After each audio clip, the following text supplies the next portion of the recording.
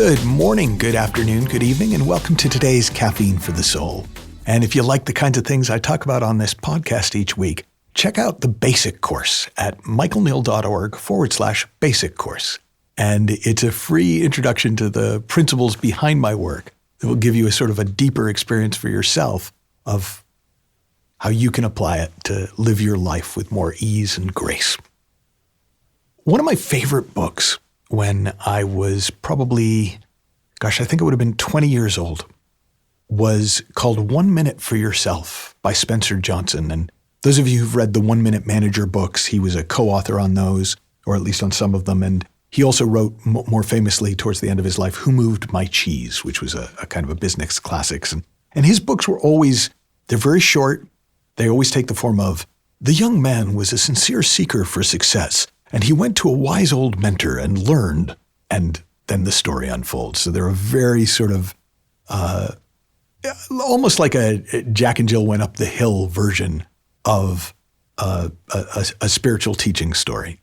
This particular book, for me, was the most comforting thing I had ever read, to the point where, without understanding why, I would read it every night, sometimes first thing in the morning, before I would go to work.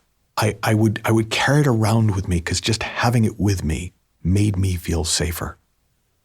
And what the book was about was that if you take the time, even 1 minute, to take care of yourself, to care for yourself, it would eliminate 99% of your resentment, because you don't tend to resent people if you are feeling taken care of. You don't resent other people having needs. It would cause you to make better decisions, because if you're not disoriented and if you're present and able to be at your best, you would obviously make better decisions more of the time. And it had this list of benefits, and it talked about that you could, you take a minute for yourself, taking care of me, then there would be encouraging other people to take care of themselves, taking care of thee, and how that plays out into a way of taking care of the whole planet. And I got it, but I didn't get it. And what I mean by that is I knew that I felt an incredible sense of comfort when I would read about it. And occasionally I would even do what it said to do in the book and take a minute for myself to ask myself, well, how can I take better care of myself right now? And do whatever came up. But I didn't really understand why. And often, if what came up wasn't something super simple, like try it for yourself right now. In 1 minute or less, how could you take better care of yourself right now?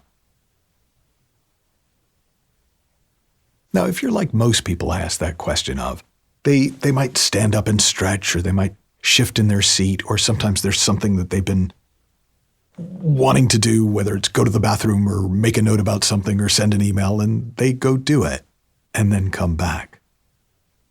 But often I wouldn't do it because it felt selfish. It felt wrong. It felt like, well, that's all well and good for me, but what about my family that I'm trying to take care of? It's all well and good for me, but other people have more pressing needs. I'm kind of okay most of the time, so shouldn't I put them first? And I would argue with myself, because I read a lot and I knew all the arguments. So I would say, well, on an airplane, they always say, put your own oxygen mask on first before you put the one on. And I was always like, yeah, I get it, but it didn't move the needle. It wasn't enough to get me to actually prioritize taking care of myself as a primary behavior, as a fundamental, important, necessary, useful activity. My friend and mentor, Mavis Karn, that I talk about often in these podcasts, she writes about and talks about essential selfishness. It's selfishness, but it's essential. But for me personally, that just made it kind of like a necessary evil. I'd like, okay, I'll do something for self-care.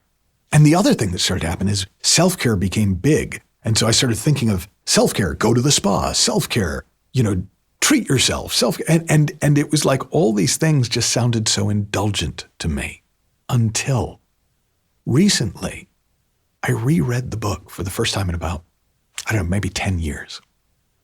And there were two things that I sort of remembered, but somehow hadn't landed with me before the way they land with me now. And the first was the notion that we're made to think about ourselves. We're made to prioritize ourselves. But that if we do that without guilt and shame, we naturally then move on to caring about others.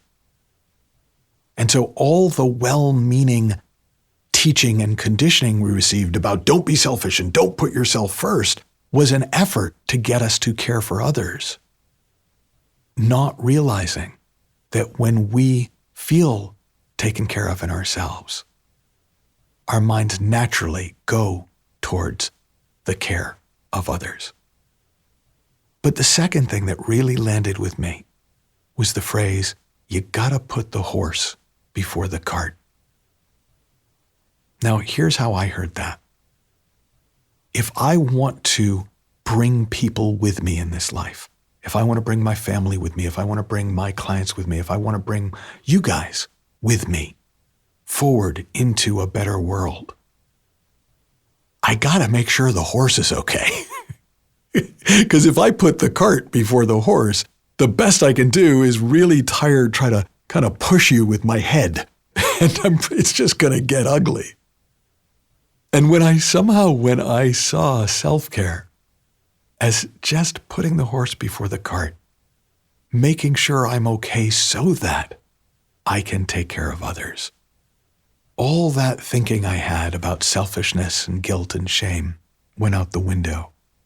And it just made sense to start asking myself, hey, is there anything you need? Hey, how can I take better care of myself right now? Or my favorite version of the question at the moment, what's the kindest thing I can do for myself right now? Now, sometimes for me, it is, as I said before, it's something very basic. It's like, you know what?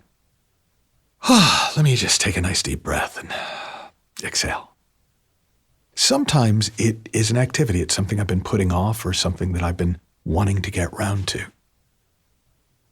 Sometimes it's bigger. Sometimes it's something that's going to take more than a minute, but it just feels really kind. Sometimes it's like, you know what, go work out or work out after work today. Sometimes it's don't work out. Take some time for yourself. But what's true every time I do it is the very act of checking in with myself to see if there's anything I need makes me feel cared for in myself. Think about it. If you had an employee whose job it was to check in on you, sometimes people think their spouse should be that employee, but whose job it is to check in on you and go, throughout the day and go, how you doing? Anything you need? Can I get you anything? It's taking on that role for yourself. And when you do feel cared for in yourself, it is amazing how kind and caring and sensitive you are to the needs and wants of the people around you. So that's your homework. That's your experiment. As many times as it occurs to you, you can be formal about it and set like a timer on your phone, or just whenever it occurs to you, ask yourself, stop. Ask yourself, what's the kindest thing I could do for myself right now? And whatever comes up, as soon as you can, take care of it and see what happens. Have fun, learn heaps, happy exploring, and I'll talk with you soon.